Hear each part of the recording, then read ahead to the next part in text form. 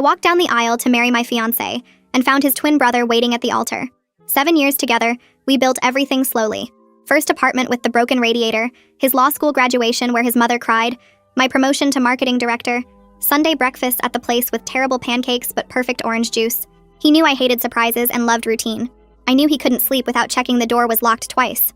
We fit together like that. The proposal happened at his parents' anniversary dinner. 30 family members watching as he dropped to one knee. "Will you marry me?" he asked, and his hands weren't shaking like I thought they would. That should have been my first sign. Colin's hands always shook when he was nervous, but I was too happy to notice. Said yes while his mother shrieked and his father ordered champagne. His twin brother Christopher stood in the corner, raising his glass with everyone else, that satisfied smile on his face. They weren't identical, not exactly. Christopher was broader, his jaw sharper, but in the right light you could mistake them. 2 months before the wedding, Colin seemed different. He forgot our Thursday takeout tradition twice. "Just work stress," he said, but he was actually working less, coming home earlier. When I mentioned it, he changed the subject to wedding plans. The rehearsal dinner was at his parents' country club. Colin gave a speech about destiny and soulmates, words he'd never used before. He was a practical man who believed in tax benefits and shared health insurance, not destiny.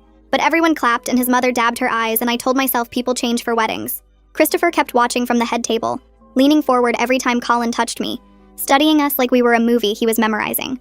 During the rehearsal itself, Colin kissed me differently, his hand on my cheek instead of my waist where it always went. "Save something for tomorrow," the priest joked, and everyone laughed. Christopher stood as best man, positioned where he could see everything, and when I caught him looking, he didn't look away, just smiled like he knew something. "You okay?" I asked Colin. "Perfect," he said. My bridesmaids fussed with my hair while I stared at my phone. Colin had texted "can't wait" at midnight. Just that. No emoji, no nickname, no love you at the end. He always ended with love you, even grocery lists. My sister asked if I was nervous. I said yes, but meant something else. Walking to the church doors, my father squeezing my arm, I saw Colin at the altar. His boutonniere was pinned to the right side. We'd specifically discussed left side because his grandfather always wore it left. The wedding coordinator had noted it 3 times. But there he stood, flower on the right, hands clasped in front instead of behind like he always stood when waiting. The stance was wrong. Too relaxed. Too confident. The music started. Everyone stood. I walked forward and with each step, small things jumped out. His tie was knotted different, fuller, the way Christopher tied his. His hair parted on the wrong side. His smile too wide, showing too many teeth. Colin had a reserved smile, contained. This smile was Christopher's smile. 20 steps from the altar I knew with absolute certainty. This wasn't Colin standing there. This was Christopher wearing Colin's tuxedo, Colin's ring, Colin's place. He wasn't nervous or uncertain. He stood like he belonged there, like he'd practiced this moment. I kept walking. Christopher watched me approach. The groomsmen were all Christopher's friends, I realized suddenly. We reached the altar. My father kissed my cheek, placed my hand in Christopher's. His palm was dry, steady. Colin's were always slightly clammy when emotional. Christopher's were never. The priest began talking about love and commitment while my mind raced. Christopher leaned closer than Colin would. His cologne different, stronger. His mother was crying in the front row, but she wasn't looking at me. She was looking at the door like waiting for something. His father kept checking his phone. Christopher whispered during the prayer, "You look beautiful." Colin would never interrupt the prayer, never break protocol like that, but Christopher would. Christopher, who'd always stood too close at family dinners, who remembered my birthday when Colin forgot, who brought me coffee exactly how I liked it whenever he visited Colin at our apartment. The priest asked about objections. Silence. Christopher's thumb stroked my hand, a gesture Colin never did. Deliberate, claiming. Then the priest turned to Christopher. "Do you, Colin, take this woman?" "I do." Like he'd been waiting to say it. My turn. The priest smiled at me. "Do you take this man to be your lawfully wedded husband?" Christopher's hand held mine steady. His mother had stopped crying. His father put away his phone. The priest waited. Everyone waited. Christopher's eyes met mine, patient and sure, like he knew what I'd say before I did. "Yes, father." The priest raised his hands and smiled at us both. "I now pronounce you husband and wife. You may kiss your bride." Christopher pulled me close before I could react, his hand cupping the back of my neck in a way Colin never did, fingers pressing into my hair. The kiss lasted too long, his mouth moving against mine with an ownership that made my stomach turn. Everyone clapped and cheered while I stood there frozen, my brain screaming that this was wrong, that I just married the wrong man, that everyone was celebrating a lie. Christopher took my arm and we turned to face the crowd, and I was walking back down that aisle on his arm, my legs moving automatically, while my mind tried to catch up with what just happened. His mother was crying again in the front row, but when I looked at her, she looked away fast. His father was already on his phone typing something. The photographer snapped pictures of us smiling, and I realized I was smiling because my face knew what to do at a wedding even when my brain was falling apart. The country club was decorated exactly how Colin and I planned it. White flowers and gold ribbons everywhere. But it felt like walking into a stage set now. The receiving line formed and Christopher positioned himself next to me, his hand settling on my lower back in a spot that felt too familiar, too claiming Colin always touched my upper back or my shoulder, never this low. Christopher's thumb moved in small circles against my dress, and I wanted to step away but couldn't without making a scene. Guests filed past congratulating us, hugging us, and I watched Christopher's parents greeting everyone with these tight, forced smiles. His mother kept dabbing her eyes with a tissue, but I noticed she wasn't actually crying anymore, just going through the motions. His father shook hands and made small talk, but never once looked at me directly, his eyes sliding past mine every time. They knew. They absolutely knew this was Christopher standing here, not Colin, and they weren't surprised at all. My sister Natasha grabbed my arm near the bathrooms after I'd greeted about 50 people. She pulled me aside and leaned in close, her face worried. "Something's really off about Colin today," she whispered. "He's standing different, like more confident or something, and his laugh sounds wrong. Did you notice?" I looked at her and felt something break loose inside me. "I know," I said quietly. "It's not Colin. It's Christopher." Her face went completely white and her fingers dug into my arm hard enough to hurt. "What do you mean it's Christopher? What are you talking about?" I glanced back at the receiving line where Christopher was laughing with someone's aunt. Completely comfortable, like he belonged there. "That's Christopher at our wedding. That's Christopher I just married. Colin isn't here." Natasha started to pull me toward the main room, her jaw set in that way she gets when she's about to cause a scene. "We need to announce this right now. We need to stop this insane situation before it goes any further." I grabbed her hand and held tight. "Wait, I need to understand what happened to Colin first. I need to know where he is and if he's okay before I do anything public." She stared at me like I was crazy. "You just married the wrong person, and you want to wait?" I nodded, my mind racing through possibilities. "Just help me investigate quietly. I'll pretend everything is normal through the reception while we figure out what's going on. Please." She looked at me for a long moment, then nodded slowly. "Okay, but if we don't find answers fast, I'm telling everyone." The first dance started and Christopher led me onto the floor while everyone watched and clapped. He pulled me close, closer than Colin ever held me during our dance lessons, his hands spread wide across my back. The music played and we moved together and he leaned down so his mouth was right next to my ear. "I've loved you since Colin first brought you home 7 years ago," he whispered. "I've waited so long for this." His breath on my neck made my skin crawl and I felt sick, actually physically sick. But I kept smiling and moving because there were 200 people watching and cameras everywhere. I forced myself to keep dancing, to keep pretending. While Christopher held me like he owned me and whispered things that made me want to run screaming from the room, I excused myself to the bathroom as soon as the dance ended, practically running across the reception hall. Inside the fancy bathroom with its marble counters and gold fixtures, I pulled out my phone with shaking hands and called Colin's number. It went straight to voicemail. I called again. Voicemail. Again. Voicemail. My hands were shaking so hard I could barely hold the phone. I tried texting him, asking where he was, if he was okay, if he knew what Christopher did. The messages showed as sent, but nothing delivered. I stared at my phone and felt panic rising in my chest, because Colin was gone and I had no way to reach him, and I just married his brother. Natasha found me 20 minutes later and pulled me into a corner near the bar. "I talked to Antonio Velez," she said quietly. "You remember him? Colin's friend from law school?" I nodded. "Antonio said he thought it was weird that Colin asked him to be a groomsman only 2 weeks ago. They haven't been close in years. He almost said no because it seemed so random." She leaned closer. "All the groomsmen are actually Christopher's friends, not Colin's usual group. I checked with a few of them. They all know Christopher way better than Colin." Dinner started and everyone sat down at their assigned tables. Christopher stood up with his champagne glass and the room got quiet. He started talking about patience and waiting for the right moment, about how some things are worth waiting years for, and his eyes locked on mine the whole time. Several guests shifted in their seats looking uncomfortable. His mother dabbed her eyes again with that tissue, but I watched carefully and saw she wasn't actually crying, just touching the tissue to her face and making sad expressions. The whole thing was a performance. I watched the wedding video playing on screens around the reception, showing our ceremony from different angles. In every shot, Christopher's boutonniere was pinned to the right side of his jacket. I remembered so clearly discussing this with Colin and with Zara Austin, the wedding coordinator left side, because Colin's grandfather always wore it left. We'd talked about it 3 times. Zara had even written it down in her notes. But there it was on the video, clear as anything, pinned to the right side. Another piece of evidence that this was Christopher, not Colin. My friend Elise Massey appeared next to me and pulled me aside toward the hallway. "I saw something weird during cocktail hour," she said, looking worried. "So Christopher's father was putting Colin's car keys in his pocket. I know those keys because of that stupid Red Sox keychain Colin always has. When I asked him about it, he said Colin asked him to move the car. But I looked outside and Colin's car isn't even here. I checked the whole parking lot." Minutes later, the DJ announced it was time to cut the cake. Christopher took my hand and led me to the 3-tier white cake with roses made of frosting. Everyone gathered around with their phones up, taking pictures and videos. The photographer positioned us just right, telling us to smile. Christopher picked up the silver cake knife and wrapped his hand around mine on the handle. His palm pressed against the back of my hand, completely dry and steady. Colin's hands were always a little sweaty when he was nervous or excited, especially at big moments like this. I'd held his clammy hands at his law school graduation, at his first day at the firm, at family dinners with his parents. But Christopher's hand was bone dry, confident, not a trace of nerves.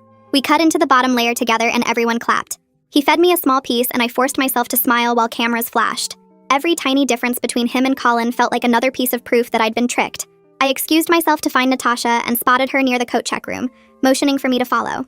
She pulled me into the small room where all the jackets hung on a long metal rack.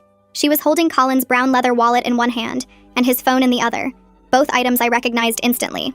The wallet had a small coffee stain on one corner from when he spilled his drink at a restaurant last year. The phone had a crack across the screen from when he dropped it in our bathroom 3 months ago. Natasha's hands were shaking as she held them out to me. She'd found them in the inside pocket of Christopher's suit jacket, the one hanging with the groomsmen's coats. I took the phone and pressed the power button, but the screen stayed black. Dead battery. Christopher had been carrying Colin's wallet and phone this whole time, which meant he could intercept any calls or texts Colin might get. Anyone trying to reach Colin would think he was ignoring them or had his phone off. I slipped both items into my small wedding purse and we walked back out to the reception. My mother, Rosemary, was standing near the guest book table, running her finger down the pages where people had signed in. She looked up when she saw me and waved me over with a concerned expression.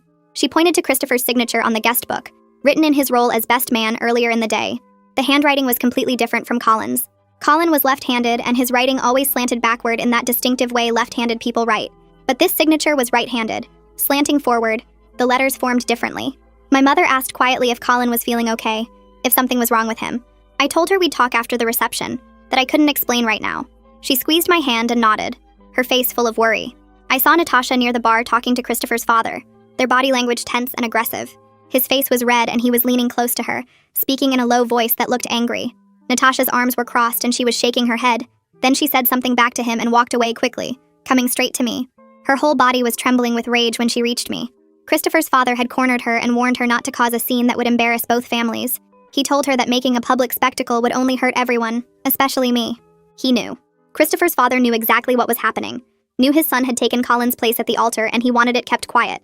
Natasha had told him to go to hell and walked away before she did something she'd regret. The DJ started playing a slow song and couples moved onto the dance floor. Christopher appeared at my side and took my hand, leading me out to dance before I could refuse. He put one hand on my waist and held my other hand up in the traditional slow dance position.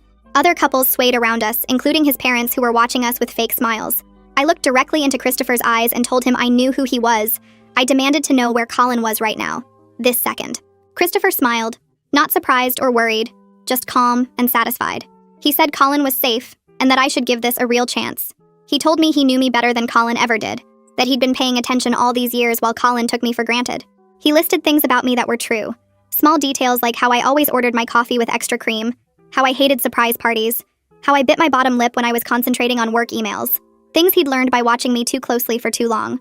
I told him I was going to announce the truth to everyone in this room right now. Christopher kept swaying to the music, his hand firm on my waist. He pointed out calmly that we were legally married now. The marriage certificate had been signed by both of us and the priest and the witnesses. Making a scene wouldn't change that legal fact. He suggested we discuss this privately at home where we could talk without an audience. His voice was so reasonable, so measured, like he'd thought through every single angle of this situation. He'd planned for my anger, for my resistance, for everything. I realized he'd been preparing for this moment for a long time. The song ended and we walked off the dance floor. The reception started winding down over the next hour. Christopher played the perfect groom, shaking hands with departing guests and thanking them for coming. He helped his parents gather their things and hugged relatives goodbye. He stood next to me with his hand on my lower back while we said goodbye to my coworkers and college friends. My family kept shooting me worried looks, but I caught my father's eye and gave a small shake of my head, signaling him to wait. We'd talk privately later when I could explain everything without Christopher listening. The venue staff started clearing tables and the DJ packed up his equipment. Christopher retrieved our coats and helped me into mine like a gentleman. We walked to Colin's car in the parking lot and Christopher unlocked it with Colin's keys he must have taken from the apartment. He opened the passenger door for me and I got in, my wedding dress bunching up around me in the small space. He drove us through the dark streets toward the apartment I'd shared with Colin for 4 years. He knew exactly where to go, which turns to take, where to the park. He'd clearly been to our apartment many times, probably when Colin wasn't home, studying our life together. We rode the elevator up to the 3rd floor, and he unlocked our apartment door on the first try. He walked in and turned on the lights, moving through the space like he lived there. He hung up his coat on the hook Colin always used. He suggested I change out of my wedding dress and get comfortable so we could talk. I went into the bedroom and locked the door behind me. My hands fumbled with my phone as I dialed 911. The operator answered and asked about my emergency. I tried to explain that someone had impersonated my fiancé at my wedding, that I'd just married the wrong person. The operator asked if I was in immediate danger right now. I said no, not exactly.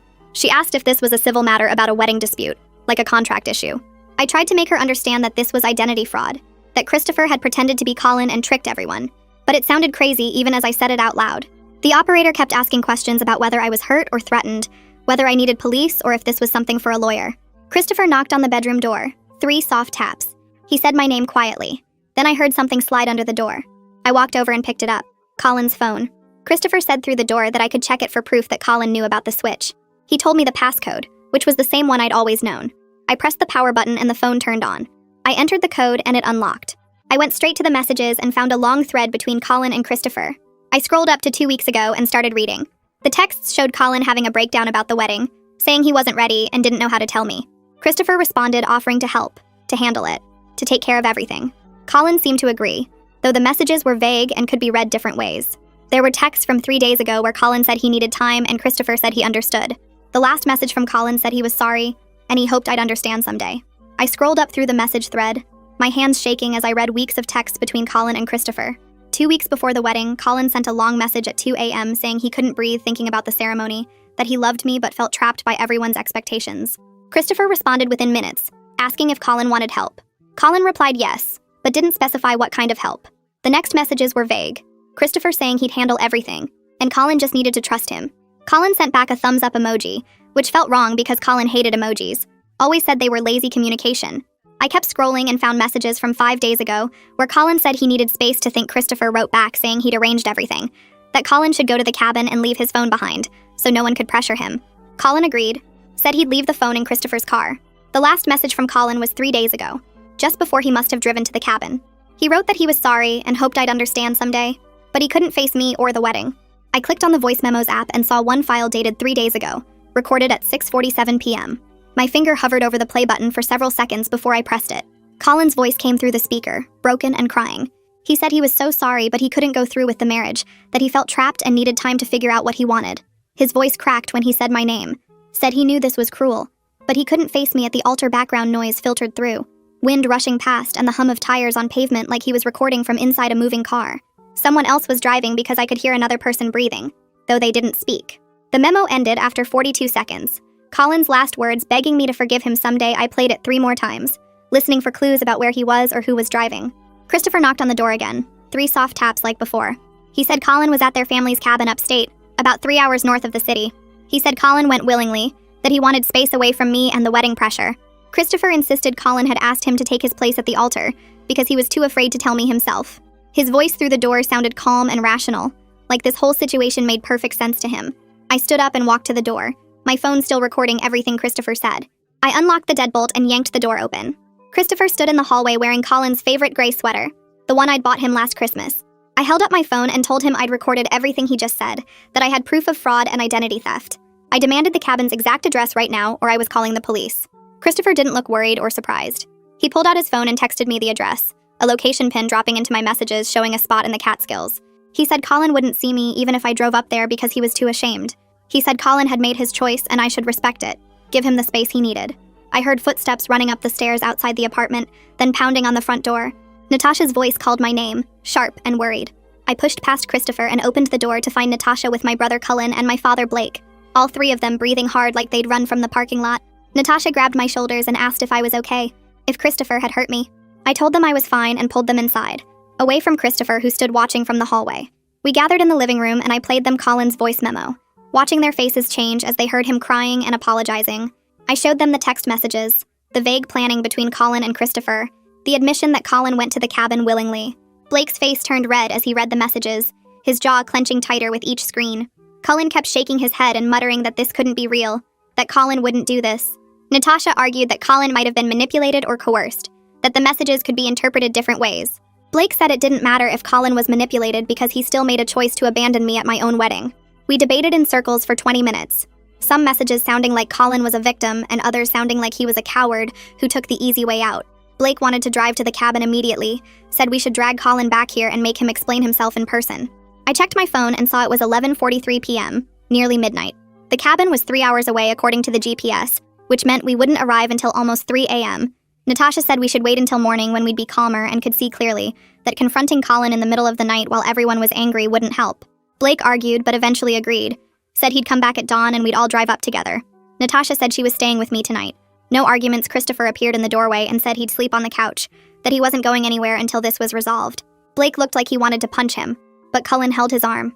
Christopher walked to the linen closet and pulled out blankets like he knew exactly where everything was kept, which made my skin crawl. Blake and Cullen left after making me promise to keep my phone on and call if anything happened.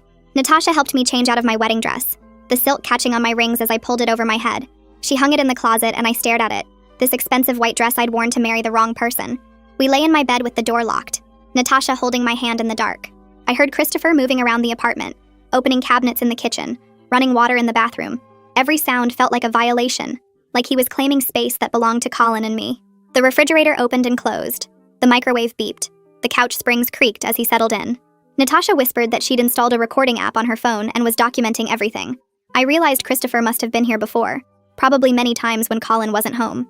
He knew where the blankets were, where the coffee filters lived, how the shower handle worked. He'd studied our life together, memorized our routines, prepared for this moment. I didn't sleep at all, just lay there listening to Christopher exist in my space. Around 4 a.m., I heard him get up and walk to the kitchen. The coffee maker started brewing, the smell drifting under the bedroom door. At 6:15 a.m., I couldn't stand it anymore and got up. Natasha woke instantly and followed me out. Christopher stood at the counter making coffee, wearing Colin's navy robe that hung on the bathroom door. He'd made it exactly how I liked it, 2 sugars and a splash of cream, which Colin always got wrong even after 7 years together. He handed me the mug and smiled, said good morning, like this was a normal Sunday. The casual domesticity of it terrified me more than if he'd been angry or threatening. He was acting like we were a couple, like this was our morning routine. Natasha grabbed my arm and pulled me back toward the bedroom. My father and Cullen knocked on the door at 6:47 a.m., the sun just starting to rise outside. We gathered our things while Christopher watched from the couch. Still wearing Colin's robe, Blake told him to stay here and not try anything stupid. Christopher nodded and said he'd be here when we got back, completely confident that I'd return to him. Natasha said she was staying to watch Christopher and document anything suspicious. She hugged me hard and whispered to call her every hour. The 3 of us walked to Blake's SUV in the parking lot, the morning air cold and sharp. Nobody spoke as we drove north out of the city, the roads mostly empty this early on a Sunday. Cullen sat in the back staring at his phone, probably texting our mother updates. Blake gripped the steering wheel tight, his knuckles white. I watched the city disappear behind us, replaced by suburbs and then trees. The GPS showed 2 hours and 43 minutes remaining. We drove through small towns still sleeping, past closed diners and empty gas stations. The road climbed into the mountains, winding through forests that grew thicker as we went higher. My phone buzzed with a text from Natasha saying Christopher had showered and was now cooking breakfast in my kitchen. Blake's jaw clenched tighter. The GPS directed us onto smaller roads, then onto a dirt path barely wide enough for the SUV. Trees pressed close on both sides, branches scraping the windows. We rounded a curve and the cabin appeared, small and run down with peeling paint and a sagging porch. Colin's black sedan sat in the dirt driveway, covered in 3 days' worth of yellow pollen. No other cars, no signs of life.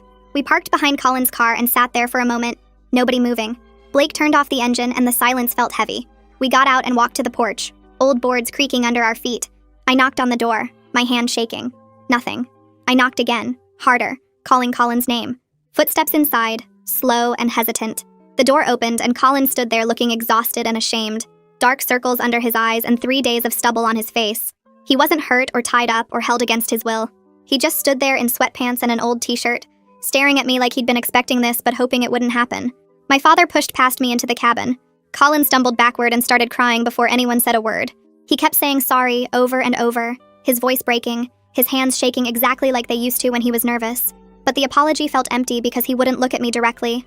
I asked him what happened, and he just kept repeating that he needed time, and Christopher offered a solution. Cullen stood in the doorway blocking Colin's exit while I moved closer. I asked Colin if he planned this with Christopher, or if his brother manipulated him. He wiped his face with his sleeve and said both. Said neither. Said he didn't know anymore. He kept circling back to needing time without explaining what that meant, or why he couldn't just tell me he had doubts. His excuses sounded rehearsed, like he'd been practicing what to say if we found him. I grabbed his shoulders and made him look at me. I asked if he willingly let Christopher marry me in his place. The question hung there for a long moment before Colin nodded and admitted he knew Christopher would stand in at the ceremony. He said he thought it would just be temporary, just until he figured things out. His voice got quieter when he said he didn't realize Christopher planned to actually consummate the marriage and take over his life completely. The way he said it made me sick because it meant he'd considered some version of this acceptable. He'd weighed his own comfort against my right to know and chosen himself. I stepped back from him and felt something break inside me that had nothing to do with love and everything to do with trust. 7 years of my life built on a foundation that never existed. My father moved so fast I barely saw it. He grabbed Colin by his shirt and shoved him against the wall. His fist pulled back and I thought he would actually hit him. Instead, he just held Colin there and called him a coward. He said Colin destroyed his daughter's life because he couldn't have an honest conversation. The words came out harsh and loud, echoing in the small cabin. He said Colin was weak and selfish and didn't deserve me or anyone else. Colin didn't try to defend himself or push my father away. He just stood there taking it, his face red, tears still falling. My father finally let him go and Colin slid down to sit on the floor. Colin pulled our father back before things got worse. The silence after felt heavier than the shouting. Colin looked up at me from the floor and started talking without me asking. He said Christopher has been obsessed with me for years. He'd caught Christopher watching our apartment from across the street multiple times. He'd seen Christopher following me to work and sitting in coffee shops where I had meetings. Colin said he thought keeping Christopher close was safer than cutting him off completely. He made it sound like he was protecting me, but really he was just too weak to confront his brother. He said Christopher got worse after the engagement, asking constant questions about our relationship and our routines. Colin admitted he should have told me, but he didn't want to scare me or cause family drama. Every excuse he gave just proved how little he'd considered my safety or my right to know someone was stalking me. I started searching the cabin while Colin sat there. I pulled open drawers and looked under the bed and checked the closet. In a kitchen cabinet behind some canned food, I found a black notebook. Christopher's name was written inside the front cover in his neat handwriting. The first page had my work schedule from 3 years ago, listing what time I arrived and left each day. The next pages detailed my coffee order, my lunch spots, my gym routine, the route I took home. There were notes about my favorite foods and the books I read on the subway and the friends I met for drinks. He'd documented my relationship patterns with Colin, noting when we fought and when we seemed happy. Some entries included sketches of me sitting in cafes or walking down the street. The dates showed this had been going on since shortly after Colin and I moved in together. This wasn't recent obsession. This was years of planning and watching and waiting. I threw the notebook at Colin and pages scattered across the floor. I asked him if he knew about this, and he said not all of it, not this detailed. But then he admitted he'd told Christopher about our problems over the past few months. He said Christopher asked questions about my mood and our arguments, and Colin answered them because it felt good to talk to someone. He said Christopher offered advice and sympathy, and eventually suggested that maybe Colin wasn't ready for marriage. When Colin mentioned his cold feet, Christopher said he could help, could take his place temporarily. Colin admitted he felt relieved when Christopher made the offer. That relief made him complicit in everything that happened. He wasn't just a victim of his brother's manipulation. He was an active participant who chose the easy way out. I sat down on the couch across from Colin and asked him directly if he wanted to be married to me. The question was simple and deserved a simple answer. Colin looked at the floor and said he loved me. I told him that wasn't what I asked. He said he wasn't sure he was ready for marriage. I asked if 7 years wasn't enough time to figure that out. He said he thought he was ready, but when it got close, he panicked. He kept talking in circles, never giving a straight answer, just more excuses and explanations that meant nothing. His inability to just say yes or no after everything we'd built together was the final proof I needed. This relationship was never as solid as I believed. I'd been in love with the idea of us, while Colin had been uncertain the whole time. We drove back to the city with Colin in the back seat. Nobody spoke for the first hour. The silence felt appropriate because there was nothing left to say that mattered. I watched the trees pass and thought about all the signs I'd missed over 7 years. Every time Colin hesitated or changed the subject when I mentioned future plans, every time he seemed relieved when I was too busy for serious relationship talks, I'd explained it all away as his practical nature when really it was doubt he never had the courage to voice. Somewhere past the suburbs, I turned around and told Colin he had 24 hours to figure out what he wanted, because I was filing for annulment either way. He nodded without looking at me. I told him I didn't care if he decided he wanted the marriage or not. The choice was mine now, and I was done. He stared out the window, and I realized I wasn't mourning the loss of Colin. I was mourning the person I thought he was, the relationship I thought we had. The real Colin was this weak man who'd rather let his brother steal his life than have a difficult conversation. We dropped Colin at a hotel near his office. He got out without saying goodbye and walked inside with his shoulders hunched. My father drove me back to the apartment and asked if I wanted him to come up. I said no. I needed to handle this myself. The apartment felt different when I walked in, like Christopher's presence had contaminated it. He was gone, but his cologne still hung in the air. I found a note on the kitchen counter in his handwriting. It said he was staying with his parents and hoped I would consider giving him a real chance. The note went on for 2 pages about how well he knew me, listing my favorite things and my habits and my dreams for the future. Every detail was something only someone watching closely would know. He mentioned the book I was reading, the promotion I wanted at work, the vacation spot I'd mentioned to Colin months ago. The note confirmed everything the notebook showed. Christopher had been studying me like a test he planned to ace. I called my mother and asked for the lawyer's number she'd mentioned. She gave it to me along with a warning that this would get complicated and expensive. I didn't care about complicated or expensive anymore. I just wanted out. The lawyer answered on the 3rd ring, and I explained the situation as clearly as I could. She listened without interrupting, and when I finished, she said this was the most unusual case she'd encountered in 20 years of family law. She asked detailed questions about the ceremony and whether I knew it was Christopher at the time. I told her I suspected but went through with it anyway, which might complicate things. She said the marriage might be voidable due to fraud, but we'd need to prove Christopher intentionally deceived me. She asked if I had evidence, and I told her about the notebook and the texts on Colin's phone. She said to bring everything to her office tomorrow and we'd start building the case. Her confidence made me feel slightly less powerless, like maybe I could actually undo what Christopher and Colin had done to me. The lawyer leaned back in her chair and asked if the marriage was consummated, her pen hovering over her legal pad. I felt my stomach turn over as I realized what Christopher had been planning when he tried to get me alone at the apartment that first night. He wanted to sleep with me before my family could intervene, to make the marriage harder to annul, to create another layer of complication that would trap me further. The calculation behind that plan made me physically sick, and I had to excuse myself to the bathroom where I stood over the sink taking deep breaths. When I came back, the lawyer was making notes and told me the lack of consummation would help our case significantly. She scheduled another meeting for later in the week and gave me the detective's contact information at the police station. The next morning, I drove to the police station with the notebook and Colin's phone in a folder on my passenger seat. The detective assigned to my case was a woman in her 40s who looked skeptical when I started explaining about identity fraud at my wedding. She took notes but kept glancing at the clock like she had more important cases waiting. Then I showed her the notebook with Christopher's handwriting, documenting my routines and habits going back 3 years, and her expression changed completely.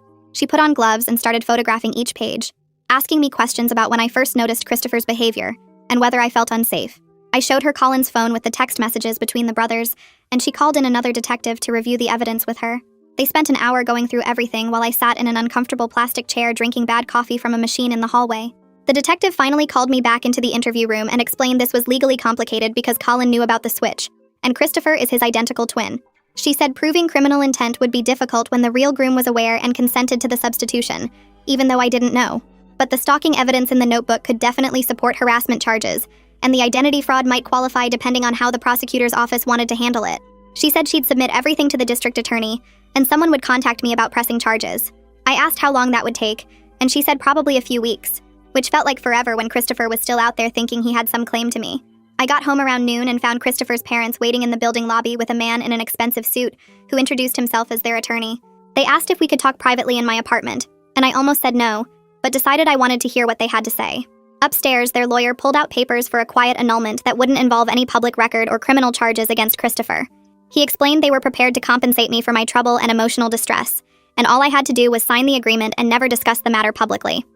Christopher's mother kept dabbing her eyes with a tissue while his father stood by the window looking at his phone, and I realized their main concern was avoiding scandal that would damage their reputation in their country club social circle.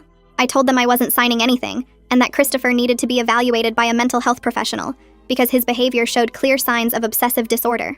Their lawyer's expression hardened, and he warned me that making this public would hurt my reputation too, that people would question my judgment for going through with the ceremony, even after I suspected something was wrong. He said employers don't like hiring people involved in messy personal scandals, and my marketing career could suffer permanent damage.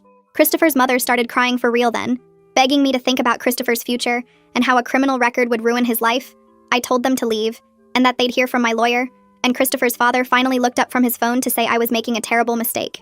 After they left, I called Natasha and asked her to come over immediately. She arrived within an hour, and I explained about the lawyer's warning that Christopher's family would try to control the story.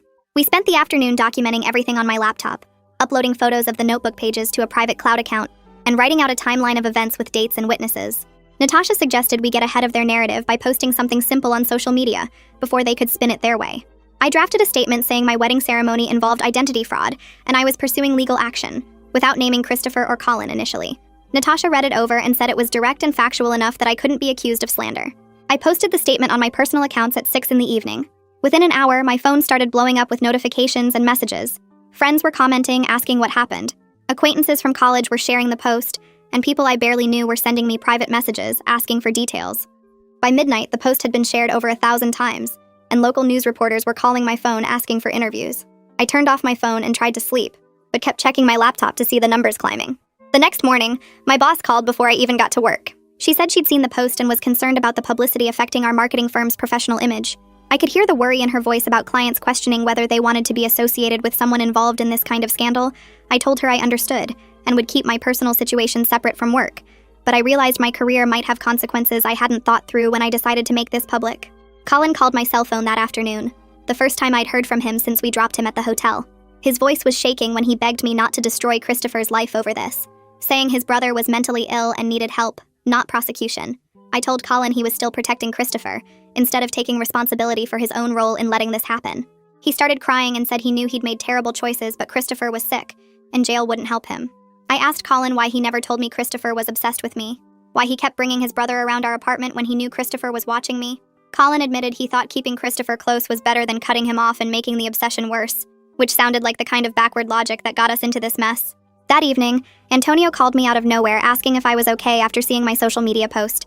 We talked for an hour, and he told me something that made everything click into place. Colin had been seeing a therapist for the past year about commitment issues and problems with his family. Antonio knew because Colin had asked him for a therapist recommendation after a particularly bad anxiety attack at work. Colin never told me about any therapy, never mentioned he was struggling with our relationship or his family dynamics. Antonio said the therapist was helping Colin work through his enmeshment with Christopher and their parents' dysfunction, but clearly it wasn't enough to prevent this disaster.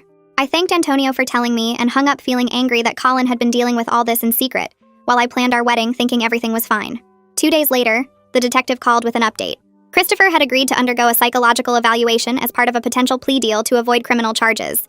The results showed obsessive-compulsive personality disorder with delusional elements, according to the forensic psychologist who examined him.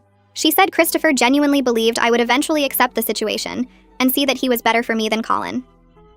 The psychologist noted Christopher had been building an elaborate fantasy about our relationship for years, convincing himself that my relationship with Colin was just a mistake I would realize once Christopher showed me how well he understood me. The detective said this diagnosis would support both the harassment charges and the annulment case, proving Christopher wasn't acting rationally when he orchestrated the wedding switch. The hearing was scheduled for 2 weeks later in a small courtroom that smelled like old wood and floor polish. Christopher sat at the defense table wearing a gray suit that made him look smaller than I remembered, his lawyer standing to argue that mandatory mental health treatment would be more helpful than criminal charges. The lawyer talked about Christopher's diagnosis, about how he genuinely believed his actions were showing love rather than causing harm, about how jail wouldn't fix whatever was broken in his brain. I sat with my lawyer at the other table, watching Christopher's hands shake slightly as he stared at the wood grain in front of him, and I realized I didn't know what I wanted anymore. The judge, a woman in her 60s with reading glasses on a chain, looked at me directly and asked what outcome I was seeking. My lawyer had prepared me for this question, but standing up to answer felt like choosing between revenge and relief. I told the judge I wanted the marriage annulled based on fraud, that I wanted a restraining order keeping Christopher away from me, and that I wanted mandatory treatment with someone checking to make sure he actually went. I said I didn't want him in jail because that wouldn't protect me or fix him, but I needed legal protection from any future contact. My voice stayed steady while I talked, which surprised me because my hands were shaking worse than Christopher's now. The judge wrote notes while I spoke, then asked if I was sure about not pursuing criminal charges, and I said yes because I just wanted this finished. Christopher's lawyer looked relieved, my lawyer looked satisfied, and Christopher finally looked up at me with this confused, hurt expression, like he still didn't understand what he'd done wrong. The judge granted the annulment based on fraudulent identity and issued a 5-year restraining order requiring Christopher to stay 500 feet away from me at all times. She ordered mandatory therapy twice a week with monthly compliance reports sent to the court, and she made it clear that any violation of the restraining order would result in immediate criminal charges. Christopher's parents sat in the back row looking relieved that it wasn't worse, probably grateful their son wasn't going to jail where everyone would know what happened. Christopher kept staring at me with that hurt puppy look that made me want to scream because he was the victim in his own mind somehow. The whole hearing took less than an hour, and then it was over except for signing papers in a side room where the clerk processed the annulment like it was just another Tuesday. Walking out of the courthouse into bright afternoon sun felt wrong, like something this big should happen on a dark, rainy day instead. Colin was waiting on the steps, and I almost walked past him because I'd trained myself not to look for him anymore. He called my name and I stopped, turning to see him looking thinner and tired in a way that had nothing to do with sleep. He said he was moving to another city to start over, that he couldn't stay here with all the reminders of what happened. His voice cracked when he apologized again, but then he admitted he wasn't capable of the relationship I deserved, which was probably the most honest thing he'd said to me in months. I didn't cry or yell or ask him to stay. I just nodded and walked to my car while he stood there watching me leave. The next Monday, I returned to work and faced questions from colleagues who'd seen my social media posts about the wedding fraud. Most people were nice about it, asking if I was okay in that careful way people use when they don't want to pry but also really want details. My boss called me into her office mid-morning looking concerned, and she told me she supported me completely, but some clients had mentioned the situation and wondered if it would affect my work. I realized right then that my professional reputation had taken a hit I'd need to rebuild, that people would always remember me as the woman whose wedding turned into a fraud case. She assured me my job was safe and my work was still excellent, but I could hear the unspoken worry about client confidence. I spent the rest of the day responding to emails and avoiding the break room where I knew people were probably talking about me. That weekend, Elise showed up at my apartment with 3 other friends and announced they were throwing me a divorce party, even though it was technically an annulment. They brought wine and takeout and decorations that said things like newly single, which made me laugh for the first time in weeks. Elise gave a toast about how I was the strongest person she knew, and how Christopher and Colin were idiots who didn't deserve me. The others joined in with their own stories about bad relationships and fresh starts, and I felt this warmth in my chest realizing I had people who actually cared about me beyond what I could do for them. We stayed up late talking and laughing, and for a few hours I felt almost normal again. 2 weeks later, I moved out of the apartment I'd shared with Colin into a smaller place across town, in a neighborhood I'd never lived in before. I wanted no reminders of the past 7 years, no familiar coffee shops or grocery stores where we'd shopped together. Packing up our shared belongings felt like digging through a life that never really existed. Every item raising questions about what was real and what was performance. The coffee maker we bought together after his law school graduation. The couch we'd argued about for 3 weekends before finally agreeing. The framed photo from a vacation where I'd thought we were happy. I left most of it for Colin to deal with, taking only what was definitely mine and a few things I couldn't bear to leave behind. Natasha helped me pack boxes while asking if I was sure about leaving so much stuff, and I told her I didn't want anything that reminded me of Colin. The new apartment was smaller, but it was mine alone, and standing in the empty living room with boxes stacked against the walls felt like the first real breath I'd taken in months. 3 months after the wedding, I started seeing a therapist recommended by my lawyer who specialized in trauma and trust issues. The first session was awkward, me trying to explain the situation to someone new who kept nodding like this was normal instead of completely insane. She asked questions about my relationship with Colin, about how I'd missed the red flags, about what I thought I could have done differently. I cried through most of that first hour, which made me angry because I thought I was past crying about this. But she said crying was processing, not weakness, and that I'd missed red flags because I wanted to believe in the relationship, which didn't make me stupid, just human. Over the next few weeks, she helped me understand that trust wasn't something broken in me that needed fixing, but something I'd have to learn to rebuild carefully with people who actually deserved it. Christopher's parents sent a formal apology letter through their lawyer about a month into my therapy. The letter admitted they'd enabled Christopher's obsessive behavior for years and should have gotten him help instead of making excuses. They acknowledged their role in the wedding disaster and took responsibility for not intervening when they saw how unhealthy his fixation on me had become. The letter ended with an offer to pay for my therapy costs, which felt like the least they could do after helping their son commit fraud. I showed the letter to my therapist, who said accepting their money didn't mean forgiving them, just letting them face consequences in a way that actually helped me. I had my lawyer send a response accepting their offer with clear terms about payment going directly to the therapist's office. Part of me wanted to refuse out of pride, but the practical part that had paid bills for 7 years knew therapy was expensive, and they owed me at least this much. I ran into Antonio at a coffee shop near my new apartment one Saturday morning, both of us reaching for the same table by the window. He recognized me first and asked if I was doing okay, his face showing genuine concern rather than nosy curiosity. We sat together and talked for almost an hour, and he told me Colin was doing better in his new city, that he'd finally found a therapist he trusted, and was being honest about his family issues for the first time. Antonio said Colin asked about me sometimes, but understood why I didn't want contact. I listened to all of this and felt nothing, which showed me how completely I'd detached from that relationship. Colin was just someone I used to know now, not the person I'd planned to spend my life with. Antonio seemed relieved I wasn't falling apart, and when we said goodbye outside the coffee shop, I realized I was actually okay. Not just pretending for other people, but genuinely starting to rebuild something real.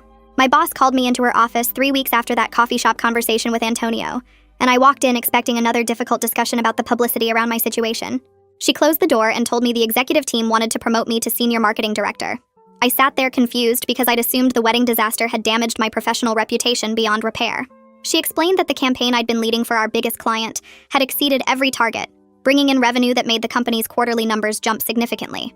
The client specifically requested me for their next campaign, impressed by how I handled pressure and delivered results even while dealing with personal problems.